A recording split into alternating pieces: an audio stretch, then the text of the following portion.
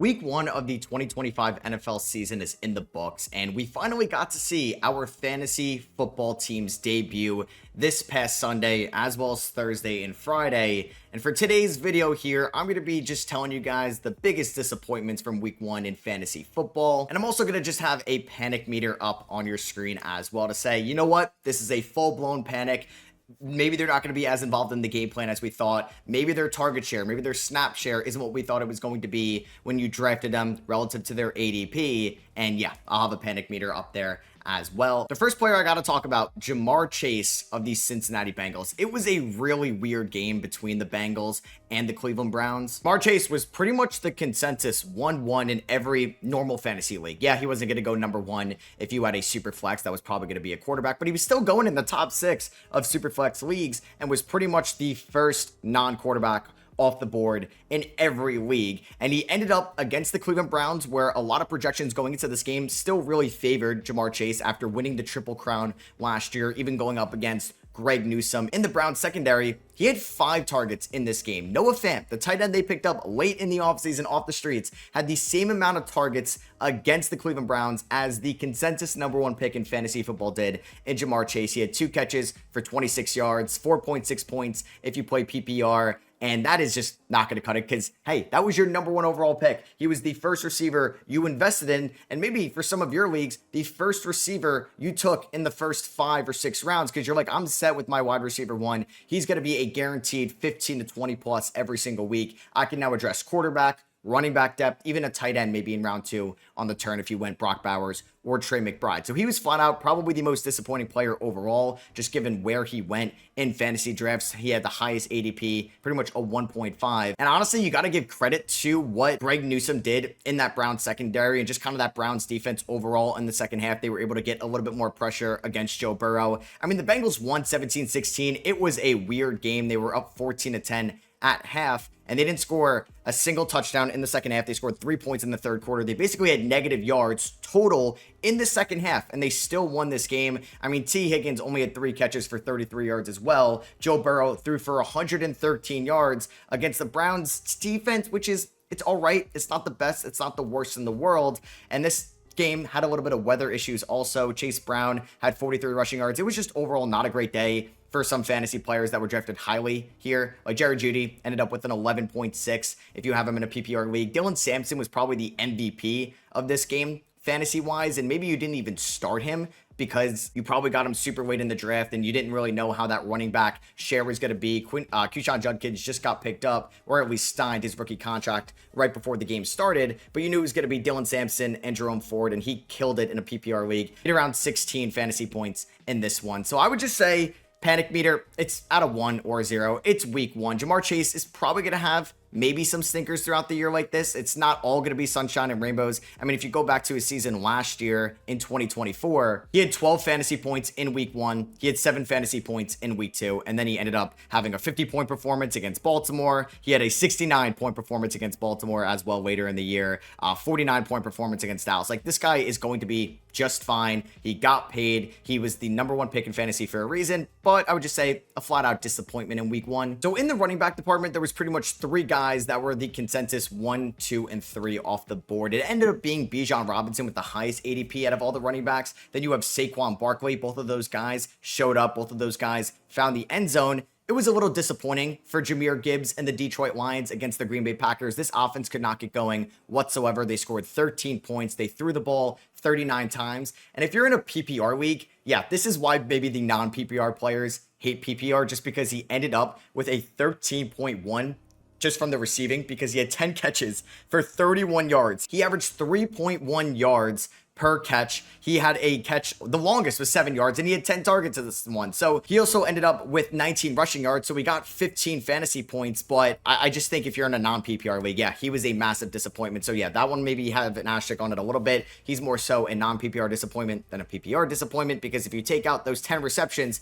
he had basically 5 fantasy points. And if you play half PPR, he ended up with 10 fantasy points. And maybe you took Jahmyr Gibbs over Saquon Barkley in your draft. I had the 3rd overall pick in in my main fantasy league that I play with my home friends. And actually, Bijan Robinson went number 1, Ja'Marr Chase went number 2, and I was going back and forth on who I wanted pretty much all morning long, and even when I made the pick as well. It was between CeeDee Lamb, Saquon Barkley, and Jahmyr Gibbs. I ended up going with Saquon Barkley. I still don't feel super confident about it, but yeah, who knows what this Lions offense is going to be this year, right? They have plenty of receiving targets. They want to get involved in Amon-Ra St. Brown, Jameson Williams, who they just paid a ton of money to, Sam Laporta hopefully having a bounce back year after a sophomore slump last year, and who knows, Isaac Tesla might be incorporated more in this offense. Jahmyr Gibbs also has to worry about David Montgomery, who had 11 carries, 2 more than Gibbs. It does feel like they were going to go back with David Montgomery at least like 2 years ago. Heavily involved Montgomery in Gibbs' rookie year. Last year, a little bit less, and then when he got injured in the second half, Gibbs took off and was one of the best running backs in football. So far this year, though, a weird split carry. Maybe Gibbs is just going to be more involved going forward. I would say maybe this is like a 2 panic meter just because there were the external factors of Detroit no longer having Ben Johnson as the offensive-minded guru for this team. He's currently on the Chicago Bears. So yeah, no Bears or Vikings will be featured here since I am recording this on Monday before that game. So yeah, I would say Gibbs was probably the most disappointing running back just relative to ADP. Let's talk about our second receiver here. I'm going to talk about Nico Collins of the Houston Texans. Now, if you watch this game, it was a gritty defensive game. Now, the Houston Texans had a disappointing offense last year, somewhat of a down year for CJ Stroud, a sophomore slump with Bobby Slovic. So we thought new offensive coordinator this offseason, Tank Dell out for the year, Stephon Diggs in New England. I know they drafted a couple receivers. This was going to be a heavily involved Nico Collins offense. He ended up with 5 targets against the Rams, the same amount as Dalton Schultz, 1 more than Cade Stover, and he ended up with just 25 yards. So he basically ended up with a 5.5 if you play PPR, and if you play non-PPR, 2.5 fantasy points. It's just not going to get it done whatsoever. I would probably put the panic meter also at a 2. I think Nico Collins is going to be just fine. He's done a lot more with a lot less in the past, right? Him back in 2021 in his rookie year, late in the year, even 2022, did not have good quarterback play whatsoever before CJ Stroud came into the fold and then broke out when Stroud was his quarterback back in 2023 in Stroud's rookie year. Last year, Collins was great in the first half, then he got hurt, finished very strong. This year, though, I'm not really going to look too much into the 5.5. This is going to be one of the better defenses that the Texans will get for most of the season. It's not going to be the best defense, but I do feel like we're going to take a little bit of time. Stroud, Collins will build that continuity. I'm not worried about Jaden Higgins or Jalen Noel being like the number 1 or just a high-end 2 right away. Collins is going to get force-fed a ton. I know last year he got off to a great start, 19.7 fantasy points against Indianapolis, and then basically was a monster before the hamstring injury. So yeah, I'm going to put this as a low panic meter as well. I'm not too worried about this one. Now, Brian Thomas Jr. was also disappointing. Now, I saw this tweet. It was interesting. Brian Thomas Jr. with Trevor Lawrence,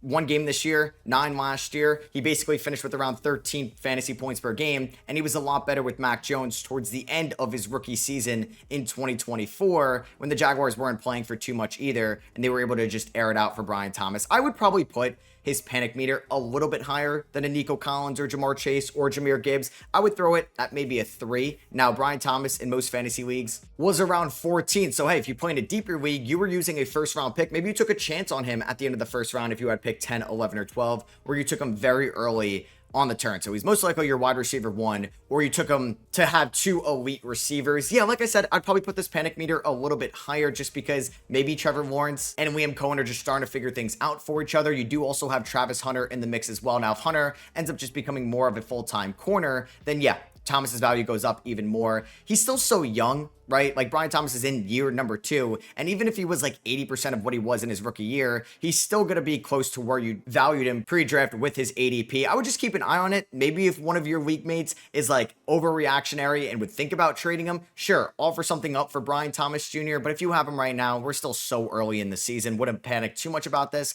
But I guess I'm a little bit more cautious and just kind of keeping an eye on it than Nico Collins and definitely Ja'Marr Chase. And then Tyreek Hill.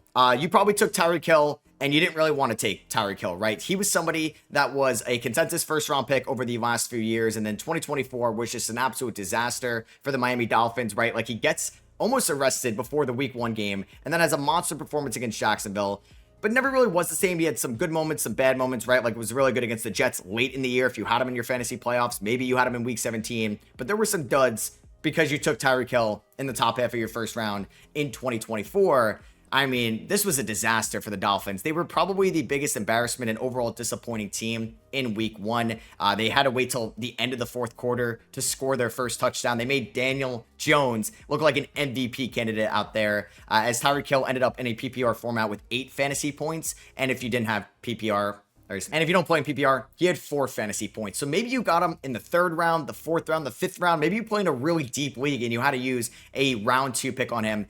I feel like my Tyreek Hill panic meter would probably be a 6 or a 7, which still feels a little bit reactionary just because of week 1. And who knows how they're going to look going forward, right? This whole Dolphins offense was non-existent. Mike McDaniel did not have a good game plan whatsoever against not maybe the best defense in the world against the Colts, right? Like, it's not a cakewalk of a defense, but I wouldn't say they're a Denver Broncos or Minnesota Vikings level defense. So this was a very disappointing game, a very disappointing fantasy performance for Tyreek Hill. He didn't really look that involved, or at least like he wanted to be out there. The body language wasn't great as well. You probably didn't even want to take Tyreek Hill, but you're like, you know what? It's the 3rd round. Maybe there's a little bit of a drop off in some of the receivers. Maybe it's Tyreek Hill or Terry McLaurin or Mike Evans, or maybe you would have had to take somebody like an Xavier Worthy, a Marvin Harrison Jr. or Garrett Wilson, who all had their pre-draft concerns as well. But you're like, you know, it's Tyreek Hill. Maybe he has a bounce back year, and I'm getting incredible value here in round 3, round 4, maybe even round 5, depending on your league format. And yeah, this one's disappointing.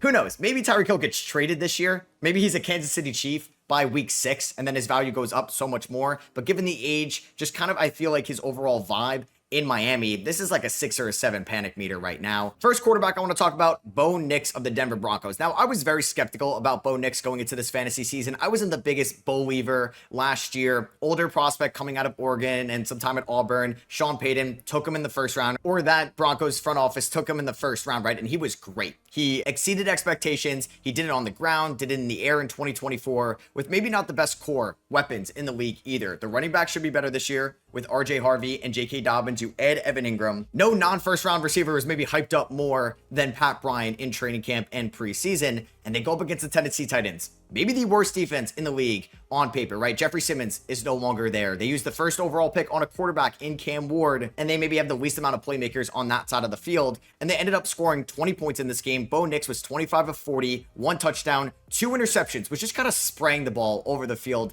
in a bad way. Didn't really get it going with his legs either. 8 carries for 18 yards, because that gave you a little bit of value in 2024, where he had games with 61 rushing yards, 75, 36, and really great numbers down the stretch, at least with 31, 47. Additional 3 or 4 fantasy points, which can go a long way. He lost the fumble as well. So 3 turnovers, 2 interceptions against maybe the easiest defense he could get all year is a little concerning, I would say, especially where people were taking Bo Nix ahead of Brock Purdy, ahead of Dak Prescott, ahead of Kyler Murray, ahead of Justin Fields and Justin Herbert. He was the 8th quarterback in ADP, ahead of Jordan Love as well. So I didn't really love the range where Bo Nix was. I think he was very similar to at least the Baker Mayfield vibe, right? Like, you're not going to take him in like the Lamar Jackson, Josh Allen tier. And sometimes when you don't take somebody up there, you're just going to wait on quarterback, and maybe you ended up with like a Jordan Love and a Dak Prescott later in your draft. But you took Bo Nix a little bit higher than that. I would also have the panic meter at a 5 or a 6. We could see a sophomore slump. We've seen that with guys like CJ Stroud recently, and I will tell you, CJ Stroud had a lot more hype going into year number 2 than Bo Nix did. Just keep an eye on it. He doesn't have the most challenging defenses coming up. I know Indianapolis was great against the Dolphins, but it could be a bounce back game. The Chargers could be a nice bounce back game, definitely with the Bengals as well.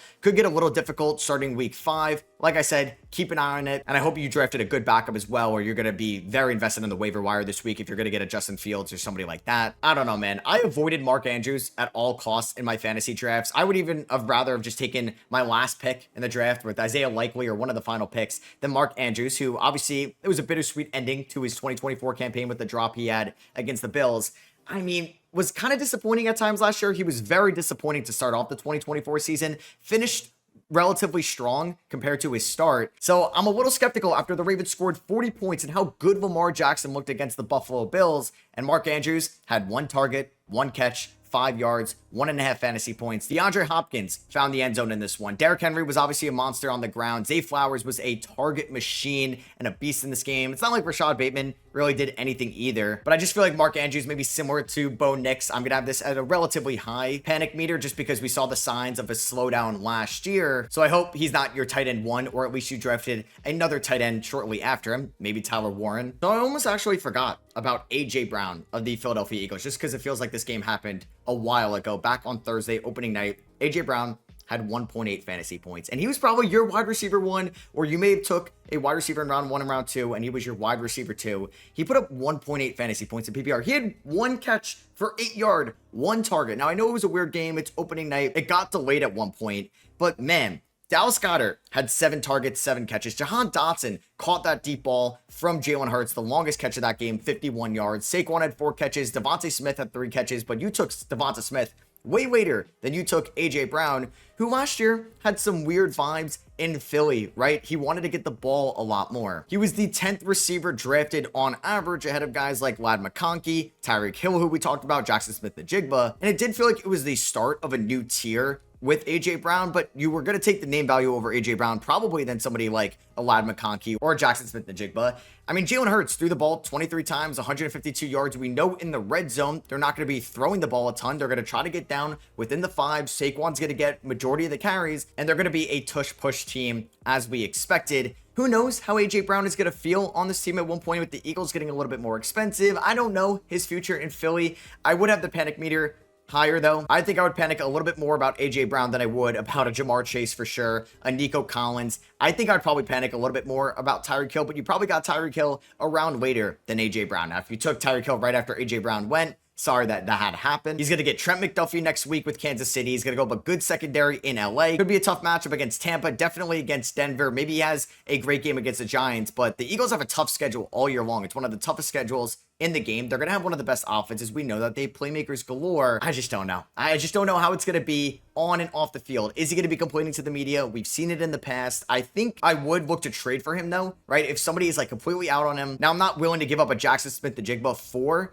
A.J. Brown. C, Marvin Harrison, C, Garrett Wilson, maybe DK Metcalf, because maybe your league mate has them and they're a little bit reactionary to week 1. Keep an eye on it for sure. And then my last player I want to talk about, Kenneth Walker of the Seattle Seahawks. This is just not what you wanted. If you're a Charbonnet owner, if you're a Kenneth Walker owner, just them getting split carries pretty much. 12 carries for Charbonnet. He looked a little bit better on the ground, and 10 carries for Kenneth Walker, who was drafted higher than Charbonnet over the years. He was drafted higher in fantasy as well. Kenneth Walker's ADP was around the 17th ranked running back ahead of guys like James Conner, Chuba Hubbard, who scored over the weekend, rookies Trayvon Henderson and RJ Harvey. And you already have the injury concerns with Kenneth Walker as well. That's why they invested into Zach Charbonnet. I feel like there's always a lower body injury or a foot injury with Kenneth Walker. And it does feel like Seattle is going to go with that split committee and just ride the hot hand going forward. It seems like Mike McDonald will not be afraid to make Zach Charbonnet their lead running back. It was just a disappointing week 1 for the Seattle Seahawks against the San Francisco 49ers with their overall offense. The only fantasy guy that really stepped up was Jackson Smith-Njigba, especially if you're in a PPR league. I don't even think I would look at Kenneth Walker as a buy low guy right now. I just think you probably feel a little bit better if you have Walker and Charbonnet. At least gives you something. Or maybe you're just happy that you took Charbonnet a couple rounds later than Kenneth Walker right now because he had a disappointing week 1. So that's going to be it for me. Hope you guys did enjoy this. I think I'm going to bring a little bit more fantasy style content to you guys on the channel. It's something that